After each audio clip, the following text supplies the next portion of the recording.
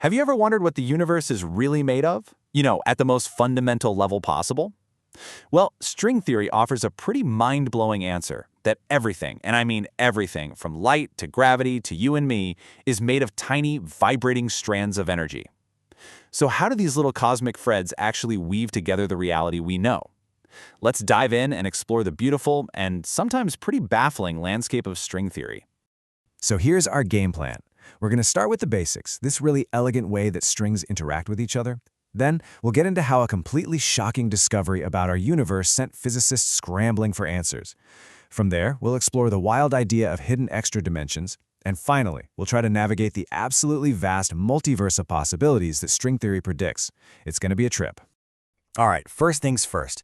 If everything in the universe is made of these little strings, how do they talk to each other? How do things happen? The answer is actually beautifully simple. They just merge together and split apart.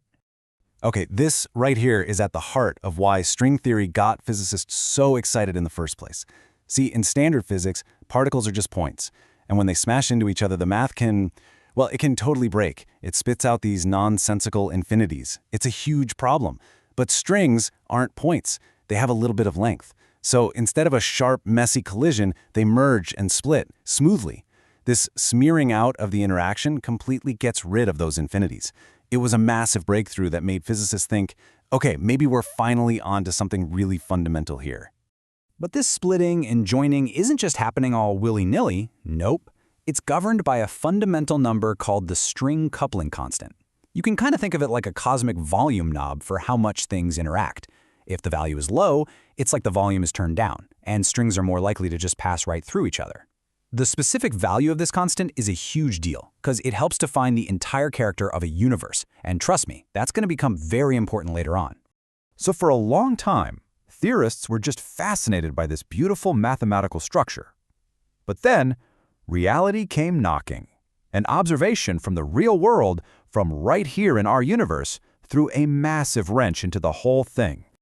Picture this. It's the late 90s. Astronomers are pointing their telescopes out into deep space, and they're trying to measure something that sounds simple enough: how much the expansion of the universe is slowing down because of gravity. Everyone expected one answer, but what they found? Well, let's just say nobody was prepared for it. Yeah, it wasn't slowing down at all. The expansion of the universe was actually speeding up. It was pushing itself apart, faster and faster over time. This meant there had to be some kind of mysterious, repulsive force, a sort of anti-gravity woven into the very fabric of space itself. They gave it a perfectly mysterious name: dark energy.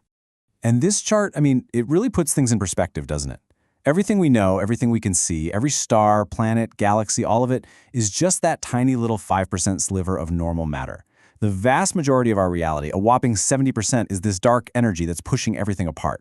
All of a sudden, any theory of everything had a huge new job. It had to explain not just the 5% we understood, but the 95% we really, really didn't. This discovery sent a massive shockwave through the string theory community. Now, why was that? Well, because for years, they'd been building these perfect, elegant models of universes that were stable, with zero expansion energy, or even universes that would eventually collapse in on themselves with negative energy. That's what the math seemed to like. But our universe has a positive value for this energy, something called the cosmological constant.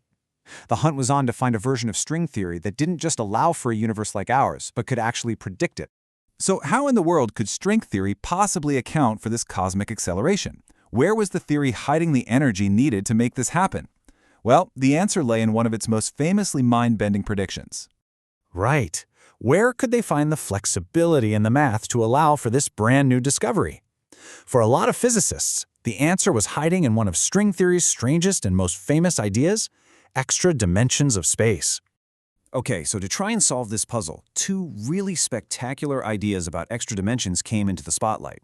The first one, on the left, suggests these extra dimensions could actually be pretty big, maybe even up to a millimeter across. But we can't get to them. Our entire universe is basically stuck on a 3D sheet, a brain, and gravity feels so weak to us because it's leaking out into those other dimensions.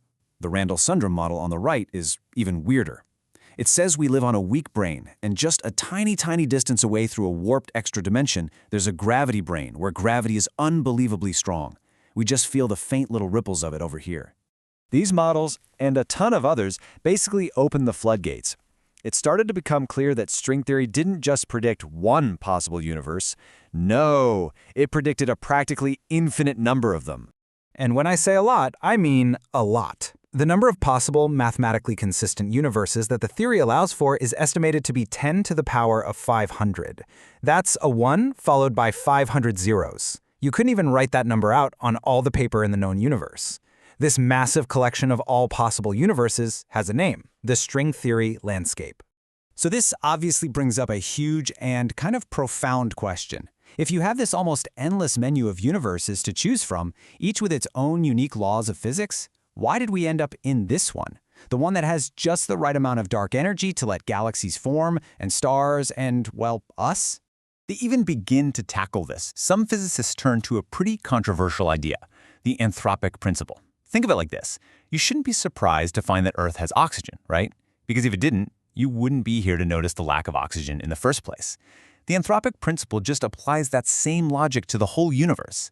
It basically says that we find ourselves in a universe with these very specific properties because these are the only properties that would allow for conscious observers to evolve and ask the question. So let's go back to that landscape of possibilities. Imagine it's a real terrain with mountains and valleys.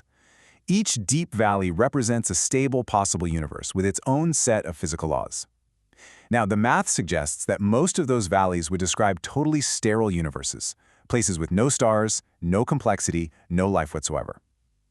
The anthropic principle then just says that, well, of course, we live in one of the rare, fertile valleys. By definition, we couldn't exist anywhere else to even think about it. But there's a twist. There's always a twist. It turns out that just finding our little valley in the landscape isn't the only problem. Physicists also have to avoid what they call the swampland. This is a term for a near infinite number of theories that look perfectly good on paper, but are actually mathematically inconsistent with a real, complete theory of quantum gravity. They're just dead ends. And as the physicist Kamran Vafa puts it, the swampland is much, much bigger than the landscape of good working theories. So the big game for physicists today is to figure out the rules of the road, the warning signs that tell them if they're wandering into this vast swampland instead of actually exploring the viable landscape. And that leaves us with this final, fascinating question. Are we on the verge of finally pinpointing our unique home in a multiverse of possibilities?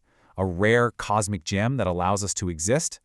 Or is the search for a final theory just way more treacherous than we thought, with most of our paths leading not to answers, but to a vast swampland of beautiful but ultimately broken ideas? The search, as they say, continues.